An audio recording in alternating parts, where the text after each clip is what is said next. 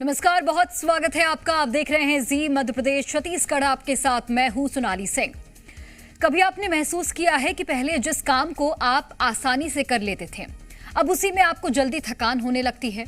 पहले जिन सीढ़ियों को आप बिना रुके चढ़ जाते थे, आज उन्हीं सीढ़ियों के बीच में रुककर सांस लेनी पड़ती है, या फिर थोड़ी सी वॉक, थोड़ा सा काम करने के बाद शरीर कहने लगता है बस अब और नहीं।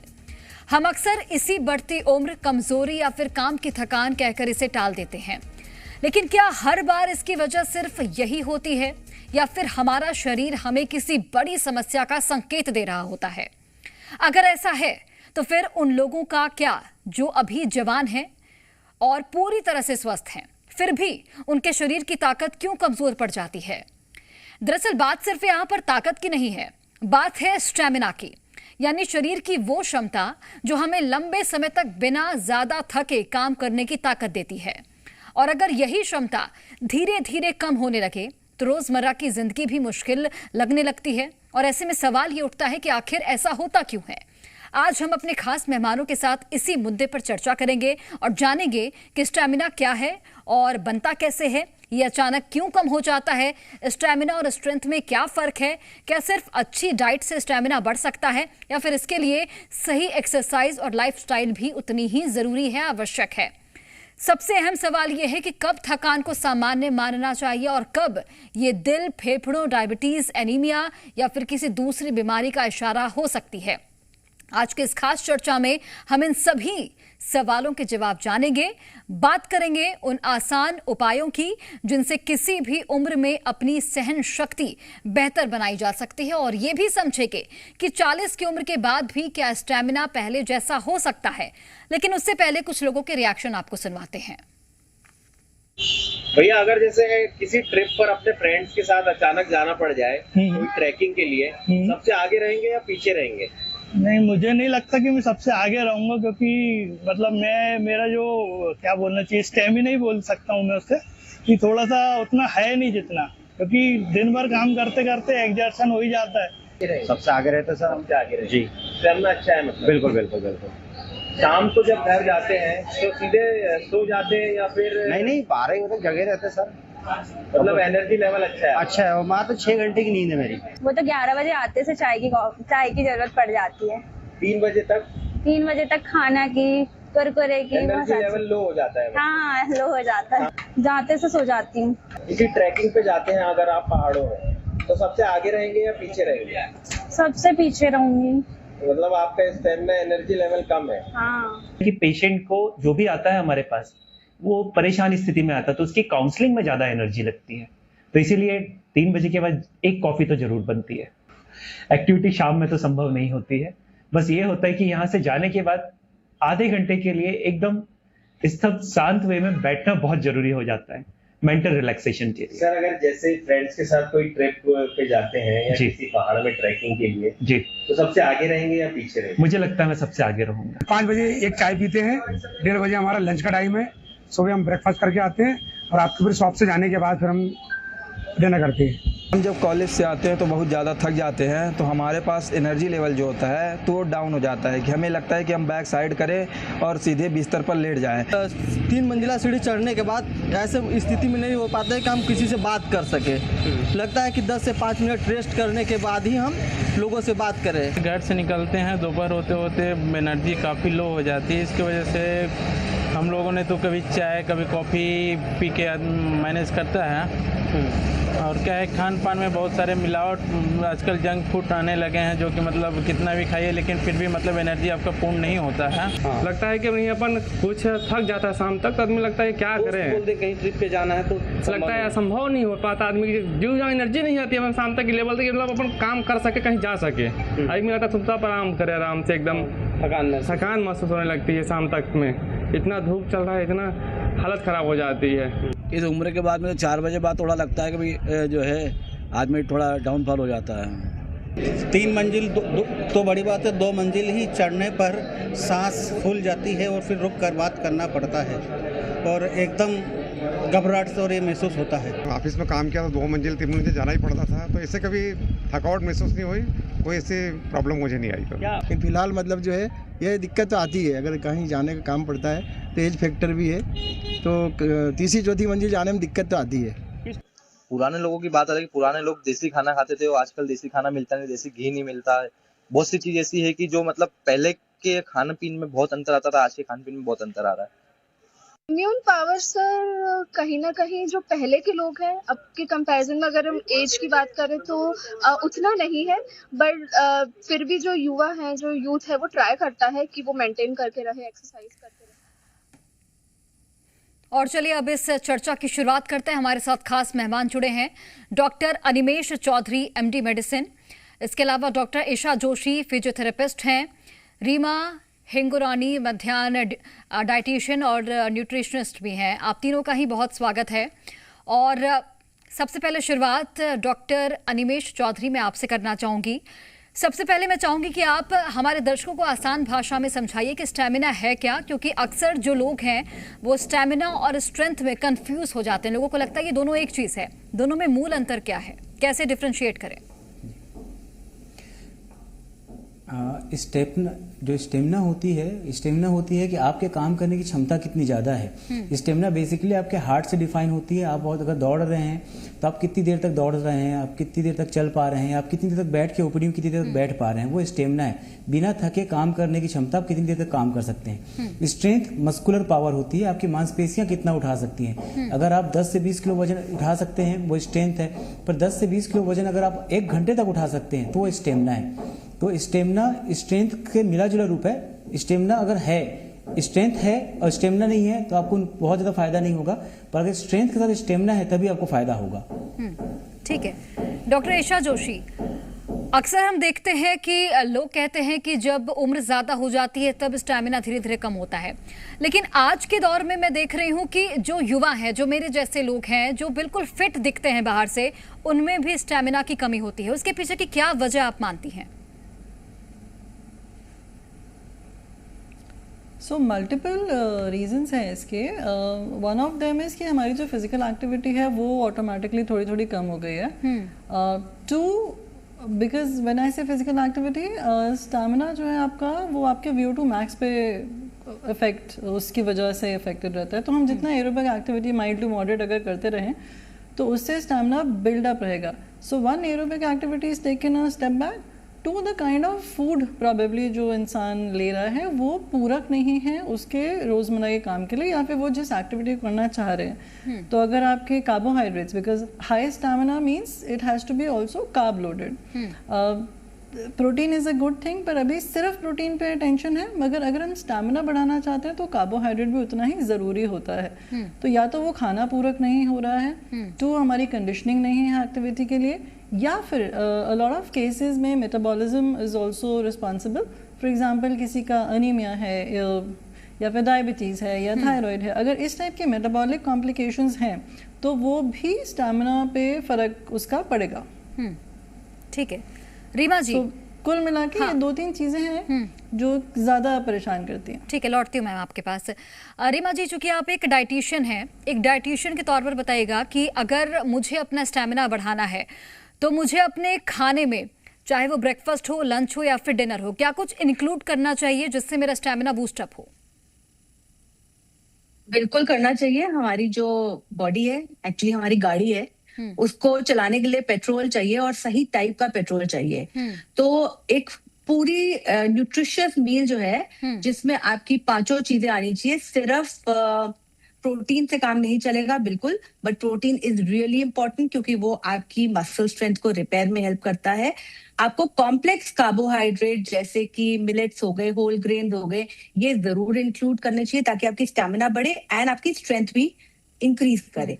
थर्ड, आपका विटामिन, मिनरल्स, इलेक्ट्रोलाइट्स, अच्छी तरह जो नींद, पूरी 7 से 8 घंटे की जो नींद है वो जरूरी होती है, एंड प्रॉपर हाइड्रेशन। तो ये कंप्लीट फिस्ट बनता है। अगर ये चीजें हैं आपकी बॉडी में तो आप अपनी बॉडी को अच्छा फ्यूल दे रहे हो, जिससे आपकी स्ट्रेंथ भी बढ़ेगी, आपकी स्टैमिना भी बढ़ेगी, एंड आगे चल के आपकी एक्चुअली लॉन्गेटिविटी बढ़ेगी। मतलब आपकी जो जीने की जो एक वाइटैलिटी जरूरी होती है हमको, मतलब हम एक जी रहे हैं, एनर्जी नहीं है, बहुत लो एनर्जी है, आज हम लेट्स से 10,000 स्टेप भी नहीं चल पाते हैं क्योंकि हमारे अंदर इतनी जान नहीं है, ह्यूमिडिटी हो रही है। तो ये सारी चीजें अगर आप अच्छा फ्यूल लेंगे, अच्छा खाना खाएंगे, अच्छे इलेक्ट्रोलाइट लेंगे, बहुत फर्क पड़ेगा। सो ब्रेकफास्ट, लंच, डिनर, साथ में ठीक से सोना और साथ में ठीक से पानी, मतलब हाइड्रेशन रखना, that is a must for all of us. बिल्कुल। तो मुझे लगता है कि अगर लाइफस्टाइल में थोड़ा सा चेंज हो, डाइट में थोड़ा सा चेंज हो, तो हम अपने स्टैमिना को बढ़ा सकते हैं। बिल्कुल बिल्कुल कर सकते हैं। ठीक है डॉक्टर अनिमेश, चूंकि यहाँ पर बीमारियों की भी हम बात कर लेते हैं, तो अगर कोई जैसे नॉर्मल इंसान है, अगर वो बहुत सारी जो सीढ़ियाँ हैं वो चढ़ता है, लेकिन उसे पहले से ज़्यादा थकान महसूस होती है, तो क्या ये किसी शुरुआती बीमारी का संकेत हो सकता है? दिल, फेफड़ा, बहुत सारी चीज़ें हैं आजकल जो कहीं ना कहीं प्रभावित होती हैं, तो क्या इससे शुरुआती बीमारी का संकेत माना जा सकता है अगर किसी को पहले की तुलना में ज़्यादा थकान हो रहा हो तो? जी, बहुत सारी बीमारियां हैं जिनसे आपकी स्टेमिना कम हो सकती है, आपको अर्ली फैटिग हो सकता है, थकान जल्दी हो सकती है। सबसे पहले तो हम उसमें एनीमिया की बात करते हैं, खून की कमी। अगर आपके शरीर में खून की कमी हो रही है तो आपको सबसे पहला लक्षण जो आएगा वो जल्दी थकान होना आएगा। इसके अलावा अगर थायराइड की दिक्कतें हो रही हैं, आपका थायराइड लेवल कम हो रहा है शरीर में, तो भी आपको ये दिक्कतें आएंगी। हम जो बड़ी बीमारियां, उनसे पहले हम जो कॉमन बीमारियां उनकी बात कर रहे हैं, तो एनीमिया हो गया, थायराइड हो गया, विटामिन डेफिशिएंसी, विटामिन B12 की डेफिशिएंसी, आपका विटामिन डी की डेफिशिएंसी या फिर आयरन की डेफिशिएंसी, क्योंकि विटामिन B12, आयरन यह भी ब्लड बनाने में बहुत जरूरी होते हैं। इनकी कमी से भी आपको थकान लग सकती है, और कभी कभी मैग्नीशियम, फास्फोरस की कमी से भी आपको थकान लग सकती है। तो इसको आप डाइटरी से इंप्रूवमेंट कर सकते हैं। बहुत कमी है तो आपको अलग से सप्लीमेंट लेना पड़ सकता है। इसके अलावा अगर आपको हार्ट फेलियर हो रहा है, अगर आपको हार्ट प्रॉपर पंप नहीं कर पा रहा है, तो हमने शुरू में कहा कि स्टेमिना हार्ट की बेसिक चीजें होती है कि दिल के एक आप देख सकते हैं कि दिल जितना मजबूत रहेगा स्टेमिना उतनी ज्यादा रहेगी। तो अगर आपका दिल कमजोर होता है तो सबसे पहले आपको थकान होती है, और हम इसी से पहचानते हैं कि हार्ट कितना फेल हो रहा है। अगर आप सामान्य सीढ़ियां नहीं चल पा रहे हैं तो हम एक लेवल तक मानते हैं, अगर आप बैठे बैठे काम नहीं कर पा रहे तो हम सीवियर लेवल मानते हैं। तो आपकी स्टेमिना जितनी कम होती जाएगी हार्ट के मरीजों में, हम मानते हैं कि आपका हार्ट उतना फेल होते जा रहा है। ठीक है डॉक्टर ईशा जोशी, चूंकि आप एक फिजियोथेरेपिस्ट भी हैं, तो मैं आपसे ये जानना चाहूंगी कि स्टैमिना बढ़ाने के लिए क्या अच्छा डाइट होना ही बस ज़रूरी होता है, या फिर जो फिजिकल एक्टिविटी की भी आप बात कर रही थी कि जो रेगुलर एक्सरसाइजेस भी हैं उसको भी इंक्लूड करना चाहिए अपने लाइफस्टाइल में?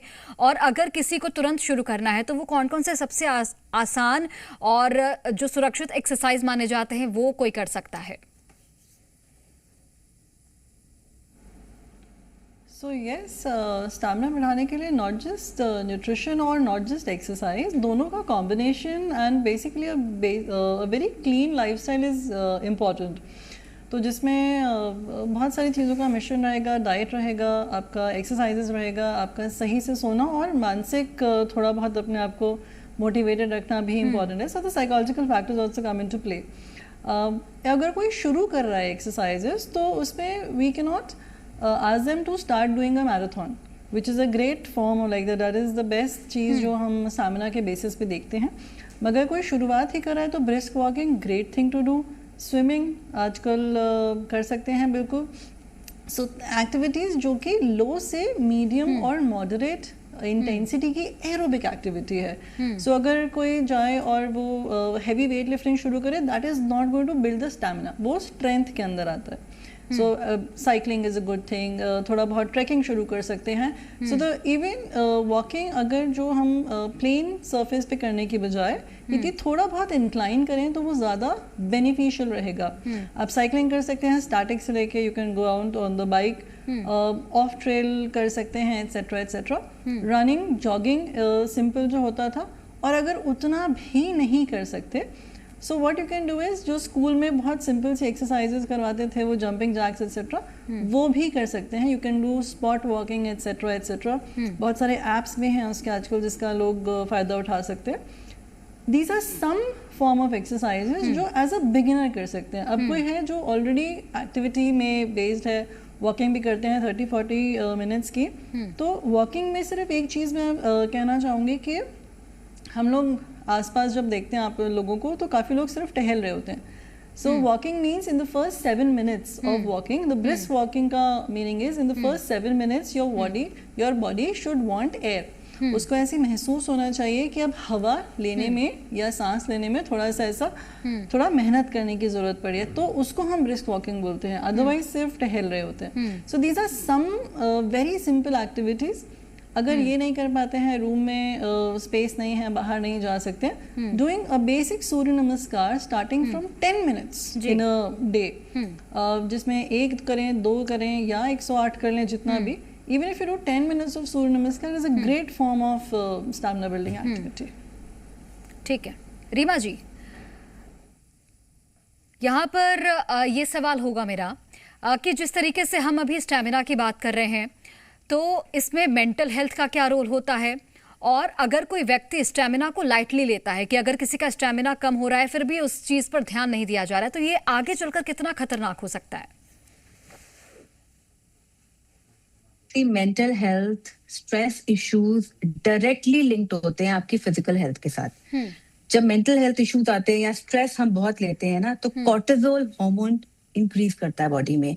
जब वो इंक्रीज करता है, आपकी डाइजेशन पे स्ट्रेट असर पड़ता है। हमारा गट ब्रेन एक्सेस होता है जो, तो डाइजेशन पे इफेक्ट करता है। मतलब आप जो खाना खा रहे हैं वो ठीक से डाइजेस्ट नहीं हो रहा, वो ठीक से अब्सॉर्ब नहीं हो रहा, उसका नरिशमेंट जो न्यूट्रिएंट्स है वो आपको लग नहीं रहे हैं। तो डेफिनेटली जब आपकी मेंटल हेल्थ खराब हो रही है तो वो फिजिकल हेल्थ पे डायरेक्टली लिंक्ड है, मतलब वो गड़बड़ होएगी। उसको ठीक करने का तरीका ये है, आप डेफिनेटली इंक्रीज करिए अपनी थोड़ी एक्टिविटी, बाहर जाके वॉक करना, टहलना, या इवन दोस्तों से मिलना, मतलब to go out and improve your mental health. साथ में अच्छा नरिशमेंट वाला खाना खाना, उससे बहुत फर्क पड़ता है। पहली चीज तो मतलब आपका जो गट है वो इम्प्रूव होता है। दूसरा, जो चॉइसेस आप बनाते हो अपनी गट हेल्थ को ठीक करने के लिए, जो खाना आप बाहर खा रहे हो वो थोड़ा कॉन्शियस एफर्ट वाला खाना खाएं, उससे आपका हार्मोन भी बैलेंस होंगे, आपका गट हेल्थ भी ठीक होगा, आपके स्ट्रेस लेवल्स भी कम होंगे, और फिर आप अपना स्टेमिना, स्ट्रेंथ बढ़ाने के लिए get into some good activity. तो मतलब वॉकिंग से थोड़ा इंक्रीज कर सकते हो, थोड़ा आप जैसे जंपिंग जैक्स या दूसरी एक्सरसाइजेस पे डाल सकते हो अपने आप को, एंड देन स्ट्रेंथ ट्रेनिंग साथ में कर सकते हो। सो न्यूट्रिशन एंड एक्सरसाइज दोनों आपकी मेंटल हेल्थ को भी ठीक करता है, आपकी फिजिकल हेल्थ को भी। So it has to go hand in hand, not one thing only, मतलब both the things should be there together to improve your mental and physical health. ठीक है, एक और सवाल होगा मेरा छोटा सा कि क्या शरीर में किसी तरह के विटामिन और मिनरल की कमी होती है? कोई ऐसा पार्टिकुलर विटामिन और मिनरल आप बता सकती हैं जिसको इंक्लूड करने से जो डाइट है वो और भी ज़्यादा स्ट्रांग हो जाता है और जो हमारा स्टैमिना है वो जल्दी से बढ़ जाता है? ऐसा कुछ है क्या? बिल्कुल बिल्कुल। सबसे पहले आई वुड से एक ब्लड टेस्ट जरूर कराना चाहिए, क्योंकि iron deficiency, anaemia, haemoglobin deficiency, vitamin B12 deficiency, vitamin D3 की डेफिशिएंसी एंड मैग्नीशियम, ये जो 4 विटामिन है, इनको अगर हम एक्ट रखें तो आपकी जो एनर्जी लेवल्स है, आपकी स्ट्रेंथ, स्टैमिना, आपका मसल स्ट्रेंथ डेफिनेटली बढ़ सकता है। अब आपने टेस्ट करा लिया, अगर आप डेफिशिएंट है तो इसको खाने से ठीक कर सकते हैं to an extent. Iron rich food, जैसे छोटे से ऑलिव सीड्स आते हैं, हलीम सीड्स भी बोलते हैं इसको, गार्डन क्रेस सीड्स भी बोलते हैं, richest power house of iron है। अगर ये आप सिर्फ 1 कप दूध, कोई भी फॉर्म ऑफ दूध, जरूरी नहीं है काउज मिल्क, आमंड मिल्क, कोई भी कोकोनट मिल्क जो आप लेते हैं, सोया मिल्क, उसमें भी डाल के ले सकते हैं, वो आपकी आयरन डेफिशिएंसी को पूरा करने में हेल्प करता है। साथ में आपको विटामिन C मतलब इंक्लूड करिए, या तो संतरा या गुआवा या नींबू, स्प्राउट्स में नींबू डाल के, तो विटामिन C अच्छा होना चाहिए, तब जाके आयरन अब्जॉर्प्शन अच्छी होती है।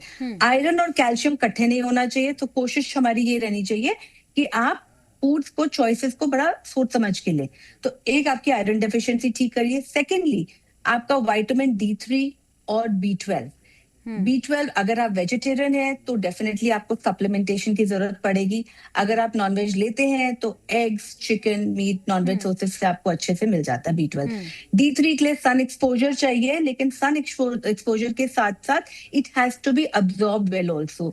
सो थिंग्स लाइक एग्स ले सकते हो आप, मशरूम जो कि थोड़ा देर धूप में रखा हो वो आप खाएं, उससे आपकी विटामिन D3 बेटर हो जाती है। एंड मैग्नीशियम इज इम्पोर्टेंट आज की डेट में, बिकॉज स्ट्रेस लेवल्स की वजह से ना आपके मैग्नीशियम लेवल्स भी कई बार लो हो जाते हैं। तो अगर आप रात को मैग्नीशियम सप्लीमेंट ले सकते हैं, या अगर आप डार्क चॉकलेट खाते हैं 70 to 80% डार्क, उसमें भी अच्छा आपको मैग्नीशियम मिलता है। तो दीज आर द थिंग्स जो आप इंक्लूड करें अपनी डाइट में, ताकि आपकी ये जो विटामिन डेफिशिएंसीज है ये टेकन केयर ऑफ हो।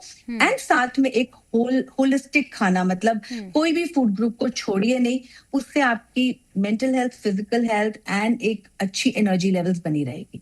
बिल्कुल, बहुत अच्छी जानकारी दी आपने रीमा जी। और मुझे लगता है जो भी अभी सुन रहे होंगे उनको डाइट में क्या कुछ इंक्लूड करना है वो सब कुछ पता चल गया होगा एक ही जवाब से। अनिमेश चौधरी जी, मेरा सवाल आपसे होगा कि कब हम ये सोचे कि अब हमें डॉक्टर को कंसल्ट करना है? कौन से ऐसे साइंस हैं, कौन से ऐसे जो संकेत हैं जिसे हमें इग्नोर बिल्कुल नहीं करना है? जी, अगर आपकी स्टेमिना कम होती जा रही है, अगर आप 6 मिनट तक लंबा चलते हैं और 6 मिनट तक लंबा चलने में आप 100 से 200 मीटर भी नहीं चल पा रहे हैं, तो आपको तुरंत डॉक्टर को दिखाना चाहिए। अगर आप एक मंजिल पूरा सीढ़ी नहीं चल पा रहे हैं, आप हाफने लग जा रहे हैं, तो भी आपको डॉक्टर को दिखाना चाहिए। अगर आपकी स्टेमिना अचानक से कम हुई है तो बिना डॉक्टर को दिखाए, बिना ब्लड टेस्ट कराए अचानक से अगर आप कोई एक्सरसाइज चालू करते हैं तो इसमें एक रिस्क रहता है, क्योंकि हमें नहीं पता रहता। आज के ज़माने में आप देखेंगे कि 20 से 25 साल के लोगों को भी हार्ट के इश्यूज आ रहे हैं। तो बिना हार्ट के जांच कराए, बिना ब्लड टेस्ट कराए, अगर जैसा कि रीमा जी ने कहा कि हमारी गाड़ी, हमारा शरीर एक गाड़ी की जैसे है, तो गाड़ी में अगर अच्छा आप तेल डाल भी देंगे, पर अगर आपकी गाड़ी के टायर में हवा नहीं रहेगी या फिर आपके इंजन खराब रहेंगे तो भी उतने नुकसान होना है। तो आपको अपनी गाड़ी का पूरा ओवरऑल मेंटेनेंस करना है। आपका इंजन भी ठीक होना चाहिए, टायर में हवा होना चाहिए और फ्यूल अच्छा होना चाहिए। तो डाइट अच्छी होनी चाहिए, एक्सरसाइज अच्छी होनी चाहिए, साथ में जो मैक्रोन्यूट्रिएंट्स होते हैं जो कई बार आप बाहर से नहीं समझ पाते कि आपकी बॉडी में कम है कि नहीं। आप हो सकता है बाहर से मोटे हो, अंदर से एनीमिक हो, या विटामिन डेफिशिएंसीज हो कुछ हो, या इवन आपका हार्ट काम नहीं कर पा रहा हो किसी कारणवश। तो इसके लिए आपको, जब भी आपको लगे कि आपकी स्टेमिना अचानक से कम हो गई है, तो आपको हमेशा डॉक्टर को दिखाना चाहिए। ठीक है, डॉक्टर ईशा जोशी जी, लास्ट सवाल मेरा आपसे होगा कि आजकल कई लोग प्रोटीन पाउडर भी लेते हैं, जो एनर्जी सप्लीमेंट्स हैं वो भी लेते हैं, क्या ये सच में फायदेमंद होता है? A lot of protein powders जो अवेलेबल होते हैं are not of great quality. So कुछ हैं जो, and most of them sadly in our country जो imported आते हैं वो ज़्यादा बेहतर क्वालिटी के होते हैं। उसमें भी there are a lot of them which are not providing enough amount of protein जितना कि होना चाहिए। I do understand इंडिया जो largely एक vegetarian country है, उसको प्रोटीन कहीं ना कहीं compromised होता है। बट प्रोटीन पाउडर्स का अपना एक थोड़ा बहुत नुकसान भी है। So I am not an advocate of protein powder, coming from an industry जहाँ पे कि न्यूट्रिशन बहुत इंपॉर्टेंट है, from the sports industry. My first thing is I always tell clients and patients कि प्लीज सी अ न्यूट्रिशनिस्ट। आपका वो सही तरीके से खाने से ही आपकी जो भी चीज़ें हैं वो कैसे पूरक हो सकती हैं आपके लाइफस्टाइल को लेके, वो सबसे बेहतर तरीका है। Protein powders taken over a long period of time, because उसमें बहुत सारे फिलर्स भी होते हैं जो हमको समझना पड़ेगा, and over a long period of time for more than 3 to 4 months can, and we have seen in a lot of researches will affect the kidneys also. So जो लोग ले रहे हैं for a short span of time is okay, मगर लंबे समय तक उसको ना लेते रहें, मैक्सिमम 3 महीना, एंड देन बंद कर दें। तो यही है, मतलब जितना हम अच्छा से खाना चबा के खा सकते हैं वो ज़्यादा बेहतर है। बिल्कुल। चलिए, आप तीनों का ही बहुत धन्यवाद। और इस सार्थक चर्चा जो हुई हमारी, इससे जाहिर तौर पर जो हमारे ऑडियंस हैं, जो दर्शक हैं, उन्हें ये जानकारी मिल गई होगी कि आपको अपनी डाइट में क्या कुछ इंक्लूड करना है, किस तरीके से आपको फिजिकल एक्टिविटीज़ पे भी ध्यान देना है जिससे आपका स्टैमिना बूस्ट अप हो। इसी के साथ फिलहाल हमारे इस खास बुलेटिन में बस इतना ही। आप देखते रहिए जी मध्य प्रदेश छत्तीसगढ़।